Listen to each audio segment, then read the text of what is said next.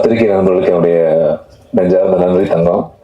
எல்லாரும் இது பாதி நண்பர்கள். எனக்கு நீண்ட ஆண்டு காலமாக இந்த கலைத்துறையில நான் பயணிச்சு இப்போ கொஞ்சம் கேப் ஆயிடுச்சு எனக்கு. இருந்தாலும் என்ன பல படங்கள்ல ஏதோ என்னுடைய நடிப்பையும் என்னுடைய அன்பையும் வெளிப்படுத்தி மக்களுடைய மனசுக்கு கொண்டு போய் சேர்த்து இன்னைக்கு இங்க ஒரு ரஞ்சிதா நிக்கிறேன்னா அதுக்கு உங்களுடைய பங்களிப்பு மாபெரும் பங்களிப்பு. அது மறக்கவே முடியாது. அதே மாதிரி இந்த படம் தயாரிக்கிறதுக்கு இந்த தயாரிப்பாளர்கள் இருவருக்கும் நன்றி சொல்லிக்கணும். அவங்க அப்பப்போ மாமா மாமாம்பாங்க. இதான் நீங்க வேற எதுவும் நினைச்சுக்க வேண்டாம். அது அந்த ஊர் வட்டார வழக்கு. மாமா அப்படிங்கிறது நம்ம மாமா, மாப்பிள்ளை அப்படிங்கிறது ஒரு பாசம். இந்த படம் எடுத்த உங்களுக்கு என்ன வருங்கிறதெல்லாம் கூட தெரியாது பாவம். ரொம்ப வெள்ளந்தித்தனமான நாட்கள். வரும் பொழுதே எந்த நடிகனை போட்டா படம் எடுக்கலாம், இந்த இயக்குனர் வச்சா என்ன வியாபாரம் வரும், யார் இசையமைப்பாளர், இந்த கஷ்டப்பட்டு காசு சேர்த்தி இருக்கிறோமே, இது சூதாட்ட மாதிரியான தொழிலாச்சு, தியேட்டர் கிடைக்காது, சின்ன படங்கள்லாம் ரிலீஸே ஆகாது, போராட வேண்டியது வருமே, 500 படங்கள் வருஷம் குப்பைக்குள்ள சுடுகாடு மாதிரி கீழே விழுந்து செத்துக்கிட்டே இருக்குது, இதில் நம்ம முதலீடு பண்ண போறோமே என்ன ஆகும் அப்படின்னு. 100 கோடி வச்சு படம் எடுக்கிறது பெரிய விஷயம் இல்லைங்க. கார்பரேட் மாதிரி தான் உழைச்ச ரத்தத்துல வேர்வையா செஞ்சு சேர்த்தி வச்சிருக்கிற அந்த காசை கொண்டாந்து எடுத்து பண்றது பெரிய விஷயம். அந்த நம்பிக்கைக்கு நான் ரொம்ப நன்றி. இந்த படம் ஓடுது ஓடல அதெல்லாம் அப்பாற்பட்ட ஒரு விஷயம். ஆனா இருந்தாலும் என் மீது ஏதோ என்னோட ஃபேமிலி மாதிரியே ஆயிட்டாங்க. என்னுடைய குடும்பம் மாதிரியே ஒரு உணர்வு ஒரு தயாரிப்பாளருக்குள்ள. நானும் ஒரு சிறந்த இயக்குனராக மிகப்பெரிய பொருட்செலவுல எப்படி எல்லாம் பார்த்து பார்த்து தன் மகனை போல தன் சகோதரனை போல இந்த படத்தை எடுக்கணுமோ முழுமையா அதை பார்த்து பார்த்து எடுத்து கொடுத்துருக்கிறேன். இதுல அண்ணன் ஆர்.வி.குமார் என்ன சொன்னாரு, என்னடா எல்லாம் புதுமுகமாவே நம்ம ஊர் பக்கம் பண்ணிருக்கிறீங்க அப்படின்னு. முதல் ஒரு காரியம் இருக்கு. எந்த நடிகர்களும் எனக்கு நண்பர்கள் கிடையாது. எந்த நடிகருக்கு பணம் கொடுத்து எடுக்கிற அளவுக்கு எங்கிட்ட பெரிய தயாரிப்பாளரும் கிடையாது. ஒரு கதைக்குத்தான் நடிகர்கள் அப்படிங்கிற மாதிரிதான் என்னைய நான் மிகவும் மதிக்கின்ற ஆர்.கே. செல்லுமணி அவர்கள் பொன்விலங்குல ஒரு புதுமுகமாக அறிமுகப்படுத்தினார். அன்னைக்கு அவருக்கு இருந்த புலன் விசாரணை, கேப்டன் பிரபாரன், செம்பருத்தி டைம்ல அவருக்கு இருந்த ஒரு மார்க்கெட் வணிக ரீதியில பல பெரிய ஹீரோக்கள் வந்து கேட்டும் கூட இல்ல இந்த கதைக்கு இந்த பையன் தான் சரியா இருப்பான் அப்படின்னு சொல்லி நான் அறிமுகப்படுத்தினார். அந்த நன்றி அந்த வாழ்க்கையில இப்ப நிக்க கூட நான் அவரை போய் சந்திக்கவே இல்லை. அவரோட ஒரே ஒரு கவலை எப்பவுமே சொல்லுவார், நீ என்னைக்காவது ஜெயிச்சா மட்டும் வந்து பாடுற, இல்லாட்டி வரவே வராதா அப்படின்னு. எனக்கு ஏதோ எங்க அம்மா கிட்ட பேசுற மாதிரி ஒரு உணர்வு, அவர் மேல மட்டும் ஒரு மரியாதை இருக்கும். இந்த காலத்துல ஒரு புதுமுகங்களை அறிமுகப்படுத்துறது கஷ்டம். ஏன் வீட்டை வித்து படம் எடுப்பான் சொல்லுங்க? இது எவ்வளவு பெரிய சிரமமான காரியம். அப்படிப்பட்ட இடங்கள்ல நான் ஒரு கதைக்கு ஆர்டிஸ்ட் தேடிக்கிட்டே இருக்கிறேன். ஒரு மண் சார்ந்த கதை, இந்த கவுண்டம்பாளையம், அப்புறம் நான் பிறந்த ஊர் அது, அந்த ஊரு, அந்த கவுண்டம்பாளையத்துல வழக்கமா எத்தனையோ சினிமாக்கள் நடிச்சிருக்கிறேன். கற்பனை நிறைந்த கதை, நிறைய மாதிரியான பயணம் என்னுடைய வாழ்க்கையில் நடந்திருக்கு. நான் தான் கடகராசி. இதுல யாரு கடகம்? மாமா ரவி தங்கமே. நட்சத்திரம் செமையா இருக்குமே. ஞாபகத்துல மணிக்கு எத்தனை வருஷம் ஆச்சு தங்கம்? சித்ரா. ஐயோ என்ன பண்ண. சோ அப்புறம் ஒரு நடிகர்கள் எடுக்கும்போது இதை நான் நடிக்கிறதா யார் ஒண்ணுமே கேட்கல இவங்க 2 பேரும். அப்புறம் நான் என்ன பண்ணேன், ஒரு ஆர்டிஸ்ட் வேணும் நமக்கு. இந்த சினிமாவில் எப்படி நடிகர்களை போய் தேடி கேட்கறதுன்னு தெரியாது. ஏன்னா என்னை வச்சு இயக்குனர் டைரக்டர் இங்க எல்லாரும் மேடையில் இருக்கிறாங்க. நான் ரொம்ப எளிமையான ஆள் நான் சொல்றதை விட அவங்களாம் சொல்லும் போது எனக்கு கண்ணில் தண்ணி வருது எனக்கு. பட் நான் இங்க ஒரு துறையிலையும் ஒரு புதுமை ஆர்டிஸ்டையும் இந்த படத்துல மொத்தமாக 36 பேர் அறிமுகப்படுத்தியிருக்கோம். அதுல முக்கியமானவங்க மட்டும்தான் அழைச்சிருக்கிற மேடையில. மீதி பாதி பேர் வீட்டுல இருந்து கூட இந்த காணொலியை அவங்க கேட்கலாம். அவங்களுக்கு என்னுடைய மனமார்ந்த நன்றி தங்கங்களே. பாவம் இரவும் பகலும் எங்களோட துணையா இருந்து ஒரு உதவியா இருந்து கஷ்டப்பட்டவங்க எல்லாருமே. இவங்களும் சரி, இதுல இருக்கக்கூடிய ஒருத்தவங்களும் கிட்டத்தட்ட ஒரு 6 மாத காலமாக இவங்களுக்கெல்லாம் பெரிய பயிற்சி பற்றை எடுக்கிறன்ற பேர்ல எல்லாத்தையும் தனியா உட்கார வச்சுட்டு 6 மாசமா உட்கார வச்சு எந்த வேலையுமே செய்யல. கதையை சொன்னோம். அந்த கதைக்கு அவங்களுக்குள்ள என்ன பெரிய கலை, என்ன விஷயம் இருக்குதோ அதை அழகா வெளியே கொடுத்தாங்க. உங்களுக்கு எல்லாத்துக்கும் நன்றி சாமி. சூப்பர் சாமி.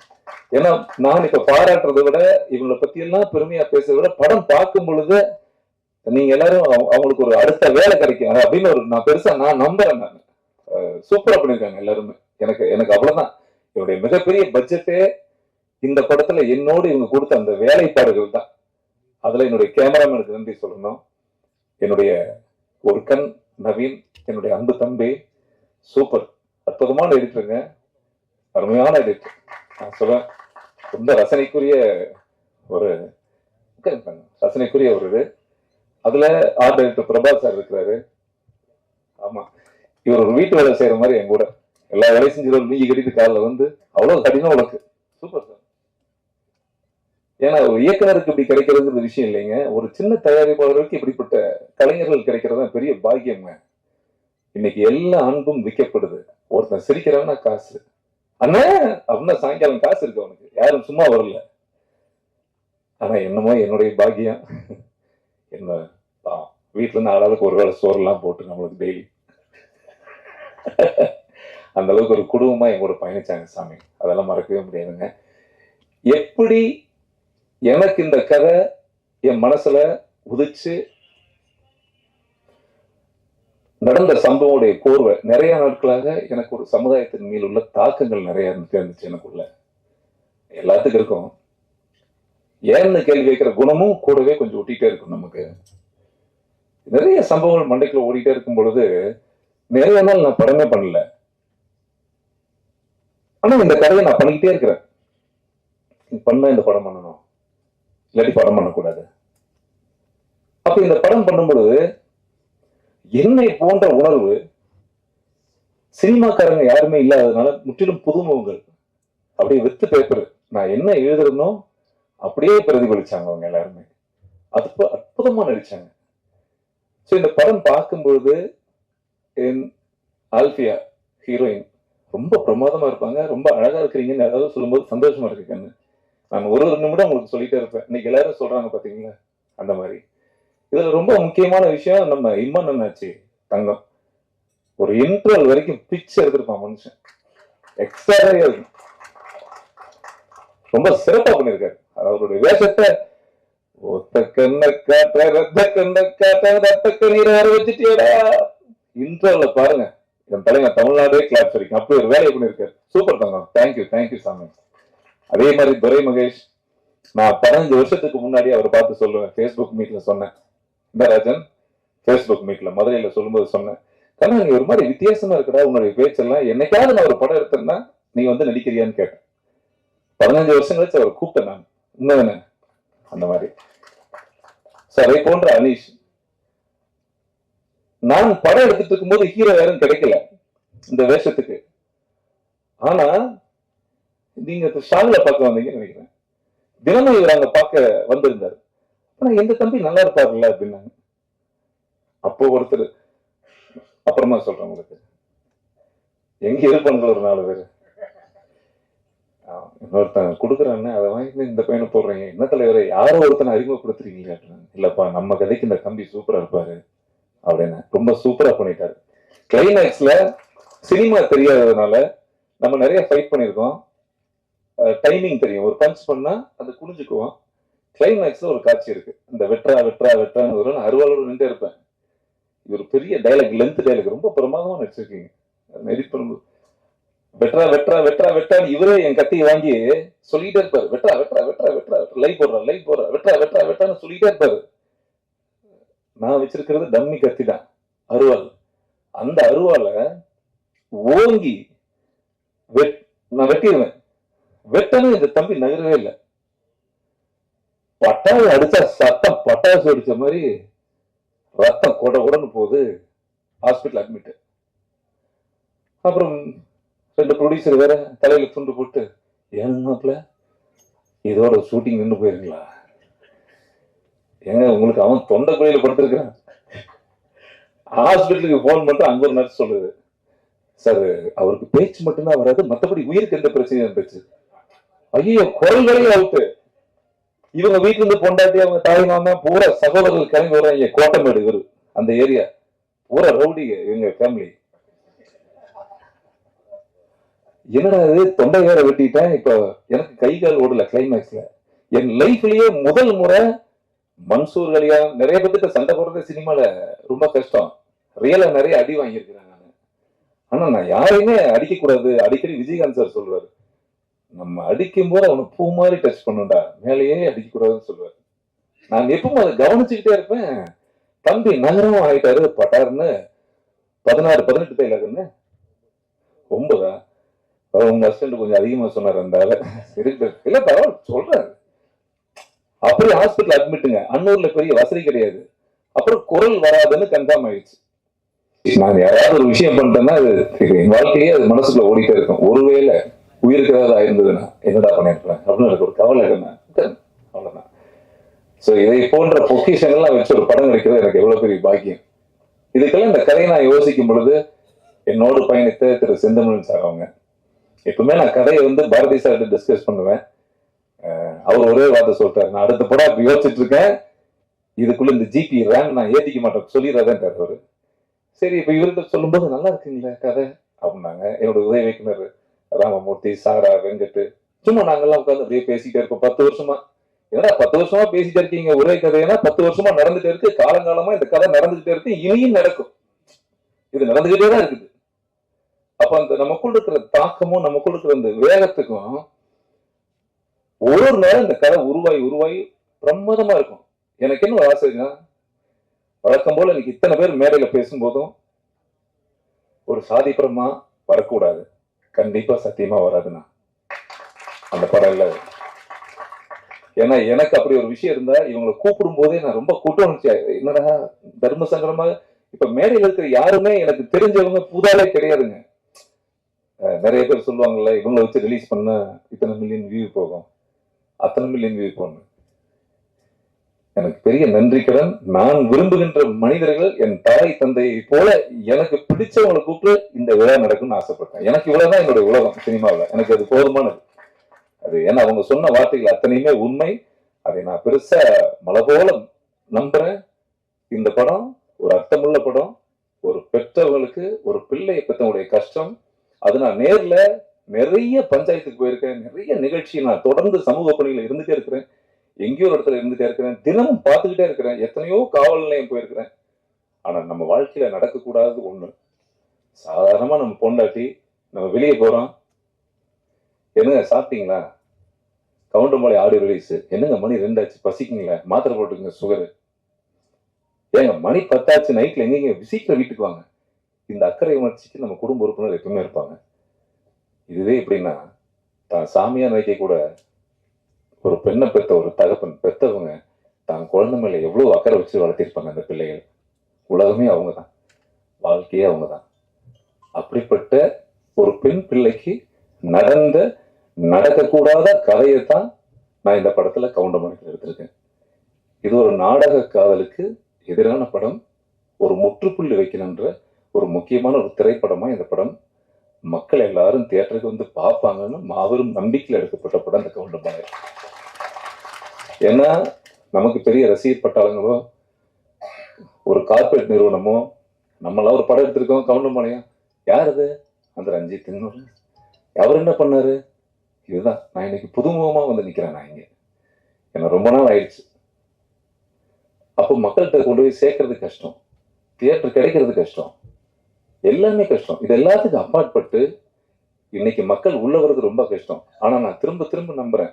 ஏன்னா தமிழ் சினிமாவில் இன்னைக்கு மூலக்கல்லா இருக்கிற எல்லாருமே ஒரு காலத்துல ஒதுக்கப்பட்ட கல்லா இருந்தவங்க தான். எல்லா புதுமுகமும் தான் இன்னைக்கு உச்சம். அந்த வகையில நாங்களும் ஒதுக்கப்பட்ட கல்லா இருந்தாலும் இந்த படத்தின் மூலமாக மூலக்கல்லா வருவனு நம்பி மக்களை நம்பி வந்திருக்கோம். இதுதான் நம்ம வாழ்க்கையில.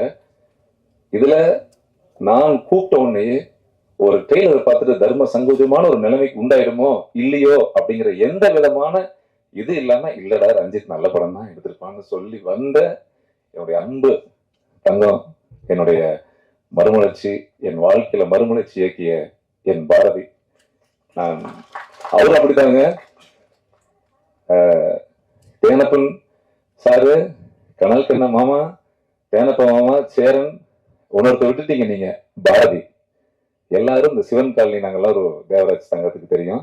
அந்த டீம்ல நடிகர் தேவராஜ் இருந்தவருங்கிறத தாழ்மையோட கருத்தோட சொல்லிக்கிறேன். ஆமாமா. இல்ல இல்ல, நட்பு வளையம் அது ஒரு பெரிய ஒரு மகிழ்ச்சி. அப்படிப்பட்ட காலகட்டத்தை கூட அவரு படம் பண்ணும்போது எங்க போனாலும் எனக்கு முக்கியத்துவம் கொடுத்தே கதை சொல்லுவாரு. அப்ப நான் சொல்லுவேன், ஏங்க நீங்க என் பேரை சொன்னா அவன் வேணான்னு சொல்லிட்டான், எதுக்குங்க? இல்ல நண்பா நான் விடவே மாட்டேன்னு சொல்லி கடைசியா ஒரு படம் மறுமலர்ச்சி பண்ணும்போது கூட அங்கேயே ரஞ்சித்தாங்க பண்ணணும் அப்படின்னு ஹென்றி சார்கிட்ட சொல்லி எனக்கு அந்த வாய்ப்பை வாங்கி கொடுத்து இன்னைக்கு நான் அவார்டு வாங்கினதுக்கு காரணம் அதுதான். எனக்கு இன்னைக்கு எந்த பகுதியில போனாலும் மறுமலர்ச்சி படம் என்ன ஒரு நடிகனாக மக்கள்கிட்ட கொண்டு போய் சேர்த்துனதுக்கான எல்லா பெருமையும் உங்களுக்கு தான் சாமி. எங்க அம்மா மூலமா சொல்லிக்கிறேன், உங்களுக்கு தெரியும் நினைக்கிறேன். சரியா? அது அவ்வளவு பெரிய நன்றி இருக்கு. கனல் கண்ண மாமாவை பத்தி நான் சொல்ல தேவையில்லை. ஏன்னா என்னுடைய சகோதரன் 2 பேரும் ஒன்னா தான் சுத்துவோம். எங்க பார்த்தாலும் பைக்ல இவருக்கு பின்னாடி என்ன நிறைய நான் குண்டா இருக்கிறதுனாலங்க என்ன ஃபைட்டராகவே நினைச்சிட்டாங்க. கரெக்டா? நான் ஸ்டண்டி வயல் தான் இருப்பேன். நானும் ஃபைட்டர் தான். டெய்லி ஒரு டியூஷன் எடுப்பாரு புதுமுக நடிகர்களுக்கு. அப்ப நான் அவரும் போயிட்டு எவ்வளவு மாமா கிடைக்கும் கிளாஸ் எடுத்தா அவங்க 2 பேரும் போய் ஃபைட்டு சொல்லி கொடுப்போம் நிறைய பேர்த்துக்கு. ஸோ எனக்கு என் தங்கத்தை நான் மேடையில ஒரு வரியில சொல்லி அதை முடிச்சிட முடியாது. அவ்வளவு இருக்கு எனக்கும் கனலுக்குள்ள வாழ்க்கைகள். ஐ லவ் யூ மாமா, ஹாப்பி மாமா வந்தது ரொம்ப சந்தோஷம். தேனப்பன் மாமா சொல்றது கடுமையா உழைப்பால உயர்ந்த ஒரு அற்புதமான ஒரு நல்ல நண்பர். இன்னைக்கும் கமல் சார் வச்சு 4 பெரிய படம் பண்ணாரு, எவ்வளவு பெரிய படங்கள்லாம் பண்ணாரு. அதெல்லாம் இருந்தா கூட நிலை தடுமாறாம எப்ப எளிமையா நாங்க 2 பேரும் பேசினா சந்திக்கும் பொழுது ஒரு சொந்த தம்பி பாக்குற மாதிரி, அண்ணனை பாக்குற மாதிரி ஒரு உறவா இன்னைக்கு எங்கூட பயணிக்கிற நல்ல ஆத்மா. எனக்கு அது பெரிய விஷயம். இது எல்லாம் ஒரு பக்கம் இருந்தா கூட பேரரசு சார் ஒரு நல்ல சமூக அக்கறை சிந்தனை கொண்ட ஒரு நல்ல மனிதன். அவரு நான் நிறைய அவரை ஃபாலோ பண்ணுவேன். ஒரு படத்துக்கு அவர் நடிக்கிறதுக்கு கூட நான் சாரை மீட் பண்ணோம். ஆனா அந்த கதை ப்ரொடியூஸ் சரியா செட் ஆகல, அது அப்படியே தள்ளி போயிடுச்சு. எனக்கு அவர் படத்துல வரக்கூடிய காட்சிகளும் வசனங்களும் மனித உணர்வு, மனித வாழ்க்கையை பிரதிபலிக்கிற ஒரு கோபம், ஒரு ஆங்கிரி மேன். அது இப்ப இல்ல, அது எப்பவுமே அந்த சமூகத்துடைய ஒரு ஒரு தொடராகவே இருந்துட்டு இருக்கும். நான் எனக்கு அதுக்காகவே நான் சொன்னேன் சார் வரணும். ரொம்ப சந்தோஷம் சார், ரொம்ப மகிழ்ச்சி சார். அப்புறம் என் செல்லம் பிரபஞ்சம் பிரவீன் காந்த் சொல்றதுக்கு ஏதாவது எப்படி சொல்றதுன்னா, ஹிந்தியில நான் ஆக்சுவலா அந்த ரட்சகனுடைய நான் 10-20 வாட்டி பார்த்திருக்கேன் சாமி தியேட்டர்ல. என்ன மேக்கிங்! இன்னைக்கும் அவருடைய படங்கள் இளைஞர்களுக்கு மத்தியில அந்த பாடல்கள்லாம் அவ்வளவு கொண்டாடப்படுது சாமி. எங்கேயோ நேற்று கூட ஒரு பேட்டி பார்த்தேன், ரொம்ப வலிச்சது. அது எங்கேயோ ஒரு இடத்துல ஒரு முட்டு கிடையாது. இல்லைன்னா நம்ம மண்ணில் இருந்து ஒரு மிகப்பெரிய இயக்குனர் வெளியே வெடிச்சு வந்திருப்பார். அவருடைய முயற்சி எல்லாமே பெரிய பொருள் செலவு, அப்பா பிரம்மாண்டம், அது ஏதோ அப்படி இப்படின்னு எப்படியோ இருக்கும். அதெல்லாம் சான்ஸே கிடையாது சாமி. உண்மையா சாமி ரொம்ப சந்தோஷம். அவரு என்னை போல சமுதாயத்துக்கு எதிர்த்து இன்னைக்கு நிறைய யூடியூப் தான் பாக்குறேன். என் தங்கம் அற்புதமா பேசிட்டே இருக்கிறீங்க. ரொம்ப அந்த பணி சேர்த்துட்டு சாமி, சூப்பரா இருக்கும், அழகு. அப்புறம் எங்க அண்ணனை பத்தி சொல்ல தேவையே இல்லை. என்னுடைய கல்லூரி சீனியர்னு எல்லாம், அதாவது ஊருக்கு போனாவே உதயகுமார் பாத்தீங்களா ஏதோ சொல்லுவாங்கல்ல, வீட்டு அம்மா நல்லா இருக்கிறாங்களா, அந்த மாதிரி கோயம்புத்தூர் போனாவே அப்புறம் அண்ணன் உதயகுமார் நல்லா இருக்காங்க, நல்லா இருக்காருங்க, இப்பதான் பேசினாருங்க. நானும் ஒரு பேசி ஒரு 6 மாசம் இருக்கேன் சொல்லிக்கிறது. அப்படிங்களா? அப்புறம் அடுத்து யார் பண்றாங்களா?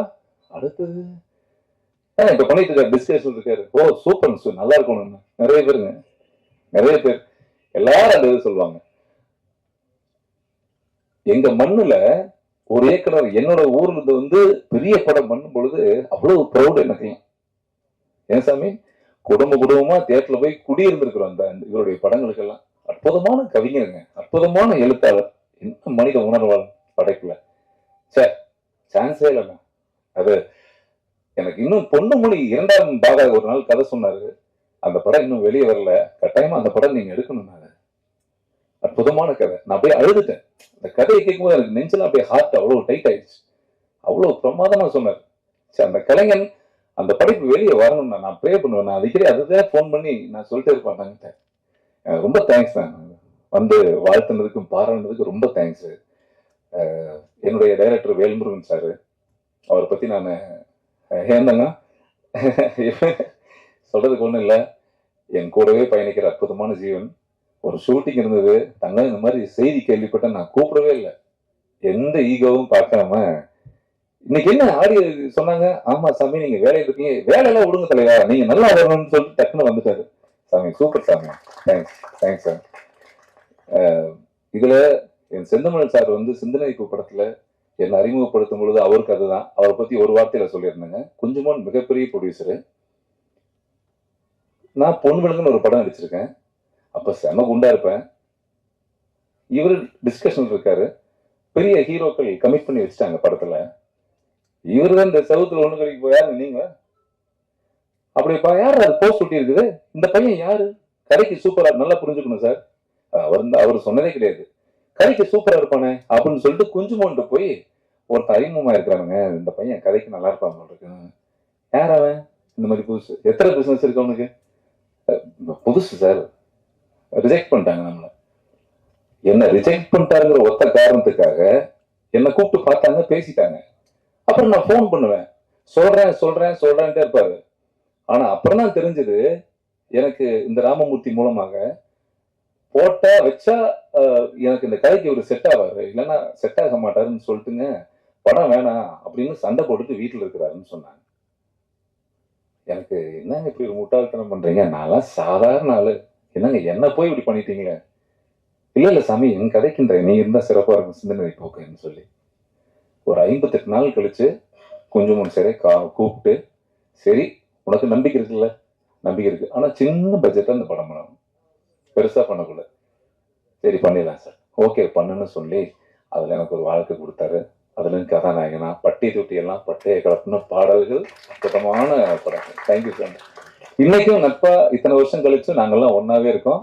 நல்லது கெட்டதுன்னா ஒரு குடும்ப ரீதியா பழகிக்கிறோம். இதுவே எனக்கு ஒரு பெரிய சந்தோஷமா இருக்கு. இதுல சிறப்பா ஒண்ணு சொல்லணும், இசையமைப்பாளர் விஜய் சங்கரை பத்தி எல்லாரும் பேசினாங்க. ஒரு லிரிக்கல் வீடியோ சாங் ஒண்ணு செய்ய முடியாம போயிடுச்சு, அது லேட் ஆயிடுச்சுங்கிறதுனால இந்த படத்துல இன்னொரு பாப்பா ஒரு பெண் அறிமுகப்படுத்தியிருக்கேன், சிங்கர். கண்ண சங்கீதா ஒரே நிமிஷம் முகத்தை மட்டும் காமிச்சுக்கணும் வாங்கண்ணா, சும்மா ஒரு வாழ்த்து தான், சந்தோஷமா இருக்கும்ல வாசாமி. அற்புதமான பாடகி, ரொம்ப நல்லா பாடியிருக்காங்க. வாங்க சார் சொல்லு.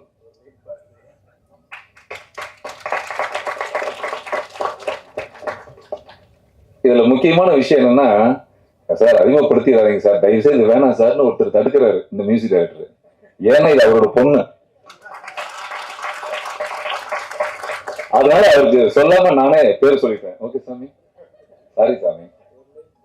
ஒரு லைன் எனக்கே ஒண்ணு பண்றியா, நான் முடிச்சுக்குவேன், நீங்க ஒரு லைன் மட்டும் பாடு. ஏன்னா வறட்சியா இருந்த பூமியில அழகான சின்ன வார்த்தைகள் நீங்க முடிச்சுக்கும் போது சந்தோஷமா இருக்கும். சரியா கண்ணா? ஸோ நான் இவங்க பாடுவாங்க, அதுக்கப்புறம் என்னுடைய மனசுல இருந்து பேசுவதற்கு ஒண்ணும் இல்லை. உங்க எல்லாத்துக்கிட்டையும் நிறைய பேர்கள், என்னுடைய தனசேகர், சிஜி, நிவேக், அன்பு நண்பர்கள் எல்லாத்தையும் பாதி மறந்துருப்பேன், மறக்கலையா? கார்வின் மறந்துருப்பேன். எல்லாத்துக்கும் நன்றி. நான் சொல்லனா கூட கோச்சுக்க மாட்டாங்க எல்லாருமே, அதெல்லாம் நன்றி. எல்லாருமே நம்ம நண்பர்கள் நன்றி. இங்க வந்திருக்கிற இத்தனை யாரையுமே நான் கூப்பிடல, ஆனா நீங்க வந்துட்டீங்க, எனக்கு அதை விட பெரிய நன்றி, கோடான கோடி நன்றி. தயவு செய்து, நான் நீண்ட நாட்களுக்கு பிறகு ஒரு படத்தை இயக்கியிருக்கிறேன் ஐயா. ரொம்ப நாளுக்கு அப்புறம் உங்களை எல்லாம் பாதம் தொட்டு கேட்டுக்கிறேன், மக்கள்கிட்ட கொண்டு போய் தயவு செய்து சேருங்க. எனக்குன்னு பெரிய ஊடக சக்தியெல்லாம் இல்லை. என்னுடைய அன்பு பத்திரிகை நண்பர்கள், உங்களுடைய நல்ல அன்பு, உங்க உள்ளம் தான் எனக்கு ஊடகம். நன்றி, வணக்கம் சார். வாழ்ந்திட பாசம் போதும், உணர்வுகள் அழகாக காவல் காக்கிறேன். துய வந்த போதும் நாளும் தோள் தரும் தோழியே, உடன் வரும் நிழலாக நேசம் சேர்க்கிறேன். உண்மை அன்புதான் தந்தை தாய்க்கு நீதான், தெய்வம் போல நீதான் வணங்குவேன் நான். உன்னன்பு பாசம் போதும் எந்த நெஞ்சிலே, இதற்காகவோ எனக்காகவோ மனமே உணர்வே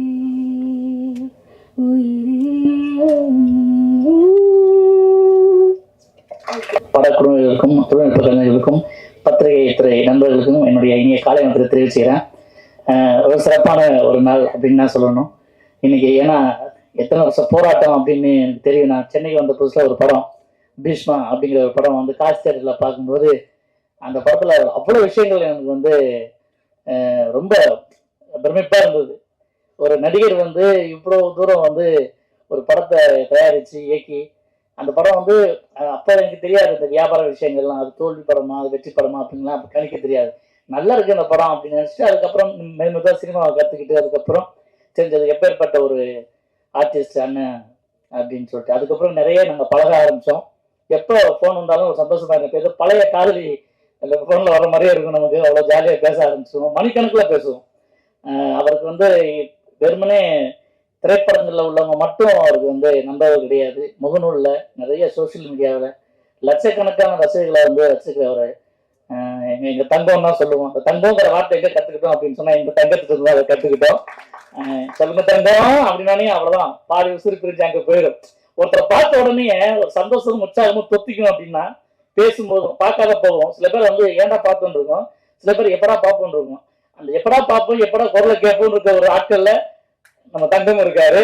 அப்பேற்பட்ட தங்கம் நிச்சயமா சமூக அக்கறையோட ஒரு பொறுப்போட தான் ஒரு படத்தை எடுத்திருப்பாரு.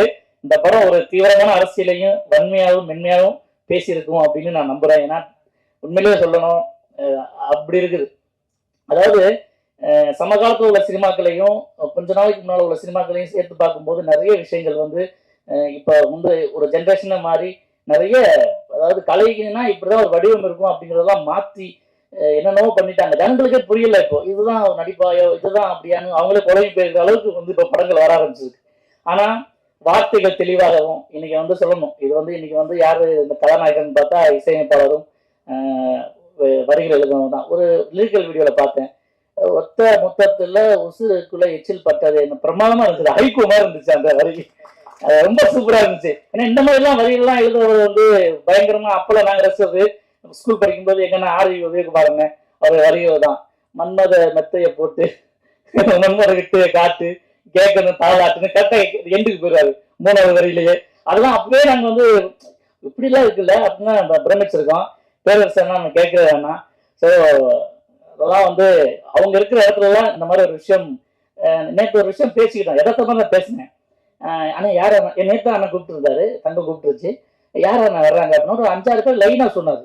மருமலட்சி பாரதி சார், அப்புறம் கனகண்ண மாஸ்டர், அப்புறம் பேரரசு சார், அப்புறம் ஆரோக்கிய மாஸ்டர், இவங்கெல்லாம் நம்மளுக்கு இன்னும் பிரச்சனை என்ன தெரியுமாண்ணே, இப்போ இருக்கவங்க யாரு, இப்போ யார் வயலில் இருக்காங்க, இப்போ இருக்கவங்க தேடி போகவே மாட்டேன்றாங்க. நம்ம உண்மையிலே நம்ம யாராவது வளர்த்து விட்டாங்களோ அவங்க எவ்வளவு எங்க இருக்காங்க இப்ப இருக்காங்களா தேடி பிடிச்சி அவங்க கொண்டு போறாங்க. நன்றியை மறக்காத உள்ள இருக்கு பாருங்க, அதான் பிரச்சனையா அப்படின்னு சொன்னாரு. அவரே சொன்னாரு ஆமா இல்ல அப்படின்னாரு. சோ அதுதான் என்னைக்குமே இந்த குரு பக்தி தொழில் பக்தி அது ரெண்டுமே வந்து ஒருத்தனை வந்து என்னைக்கே கொண்டு வந்து நிற்கும். இந்த படம் மிக சிறந்த அளவுல எனக்கு நிறைய விமர்சனங்கள் இந்த படத்துக்கு பின்னால வரும் அப்படின்னு எனக்கு இப்பவே தெரியும். ஏன்னா இது வந்து பேசி இருக்கக்கூடிய அரசியல் அப்பேற்பட்டது. ஆனா ஒரு விஷயம் இருக்குது இதுல, உண்மையான ஒரு விஷயத்த சொல்றதுக்கு. அதாவது இப்ப சமீபத்துல கூட சேரன் சார் வந்து ஒரு விஷயத்துல பேசியிருந்தார். சினிமா என்பது மிகப்பெரிய ஒரு போர் செய்யக்கூடிய ஒரு ஆயுதம், அதை வச்சு நம்ம மசலை வளைச்சிக்கிட்டு இருக்கோம் இப்போ அப்படின்னு சொல்லி. ஸோ அது வந்து ஒரு சமூக பொறுப்புள்ள ஒருத்தங்க செய்ய வேண்டிய ஒரு வேலை.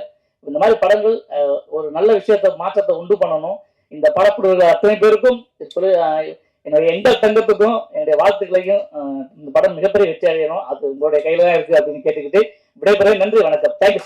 அண்ணனுடைய அன்பான ஒரு அண்ணன் எப்பவுமே தங்கம் அங்க இருக்கீங்க கிளம்புவாங்க சொல்லியிருந்தா அவளை வந்தோம். ஒரு 10 நாள் ஒரு அற்புதமான கேரக்டர், நகைச்சுவை கேரக்டர் கொடுத்தாங்க. அதற்காக அண்ணன் ரஞ்சித் அவர்கள் இந்த நேரத்தில் நன்றி. இந்த படத்தில் உழைத்த அத்தனை அன்புகளுக்கும் நன்றி. கிட்டத்தட்ட நம்ம பத்திரிகையாளர்கள் செய்தியாளர்கள் எல்லாருமே ஒரு வாரமாக நம்ம தொடர்ந்து மீட் பண்ணிகிட்டே இருக்கோம். நேற்றைய தினம் ரிலீஸ் ஆன நம்ம உயிர் தமிழுக்கு படத்திற்கு ஒரு அற்புதமான ரிவ்யூ கொடுத்த அத்தனை அன்பு உள்ளங்களுக்கும் என்னுடைய அன்பான நன்றி இந்த நேரத்தில் சொல்லுகிறேன்.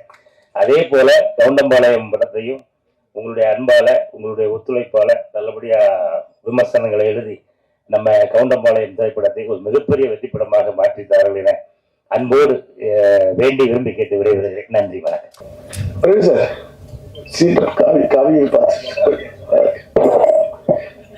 காவியாரில் சொல்ல முடியாது.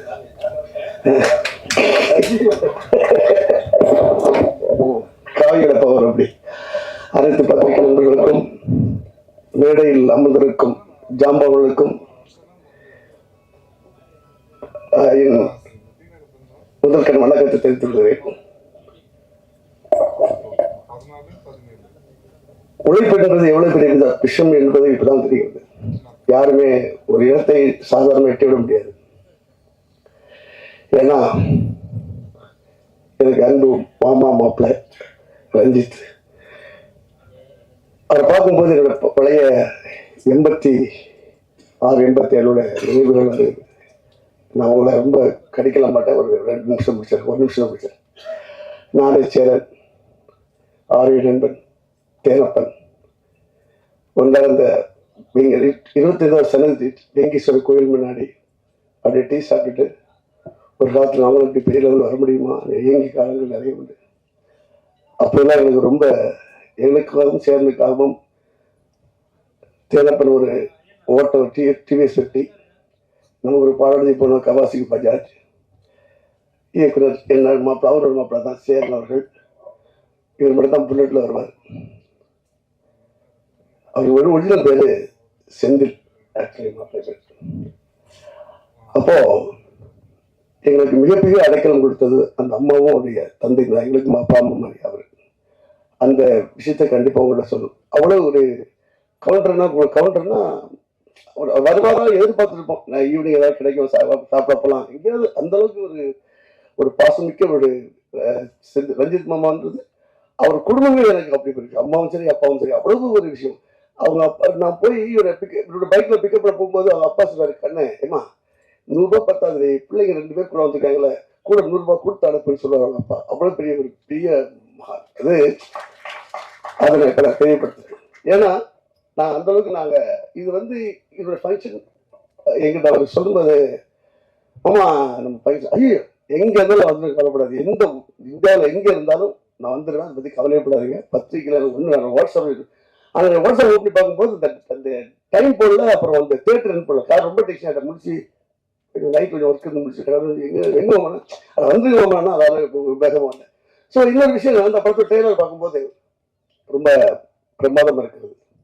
ஏனென்றால் எவன் ஒருவன் நம்மளை திருப்பி அடிக்கிறானோ நாம் திருப்பி அடிக்க தயாராகி கொண்டிருக்கிறோம் என்பதை உணர்த்தும் இந்த படம். ஏன்னா எல்லாருமே நசுக்கிறாங்க புதுக்கிறாங்கன்னு சொல்லிட்டே இருக்காங்க. நாங்கள் இதுவரைக்கும் சினிமாவில் யாரும் நசுக்கவும் இல்லை புதுக்கவும் இல்லை. நீங்கள் புதுக்கினால் நாங்கள் நசுக்குவோம்.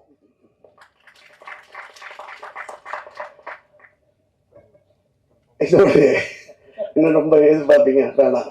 நான் ஏற்கனவே 3வது கேஸ் போட்டு குண்டாஸ்ல போகணும் பிளான் பண்ணிருக்காங்க. அது வேலை மாட்ட மாட்டேன் ரொம்ப உஷாராயிட்டோம். வெற்றி பெற வாழ்த்துக்கள். தலைவா காவி பத்திரமா இருக்கலாம். ஜெய் ஹிந்த், பாரத் மாதா ஜெய்.